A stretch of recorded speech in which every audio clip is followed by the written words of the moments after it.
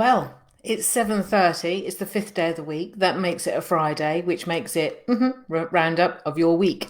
And that's really very apt for today because we're talking about that proverbial hamster wheel. Have you been on it yesterday? Oh my God, I was on it. And I think certainly now at the moment in this period that we're in, um, it's very difficult to escape from your desk. You have got less options to break away and far more accessible than you've ever been. And yet we're ignoring it. Isn't that strange? So I posted a photo yesterday basically saying, it's time to move away from the desk.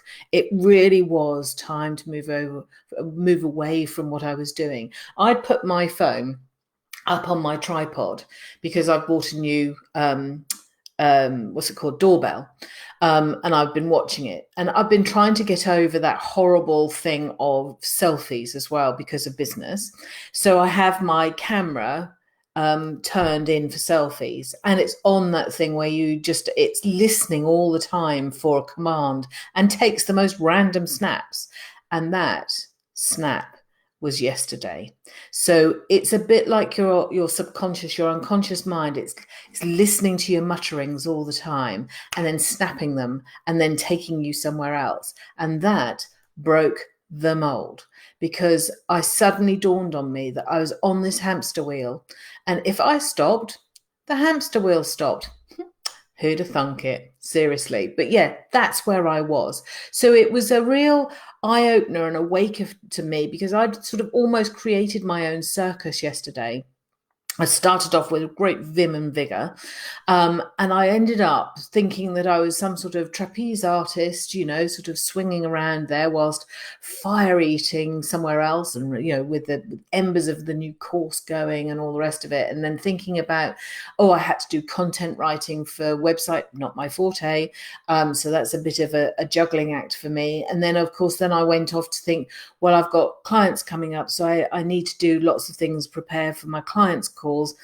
That's my fire in my belly. And then obviously you're then thinking about all the things in the household and then keeping all of those bits of little information that's coming at you to keep your social media going and things, and that sort of like spinning your plates. And it suddenly, honestly, that's why I posted that picture. It's not the most flattering of pictures, but it took the picture of me on my way into serious self-deprivating conversation. It was my age that was the issue. It was the fact that I've grown up without all this technology. That was going to be an issue. Then there was going to be an issue about, do I really know what I'm doing? Is this really what I want? Should I be doing this? Shouldn't I be doing this? So I was really getting trapped in there and I really lost sight of my direction. And I think that's so common for all of us in careers, in business. You really do. You hunker down and you're trying to do your best. And it's that thing of not doing enough that really gets us trapped.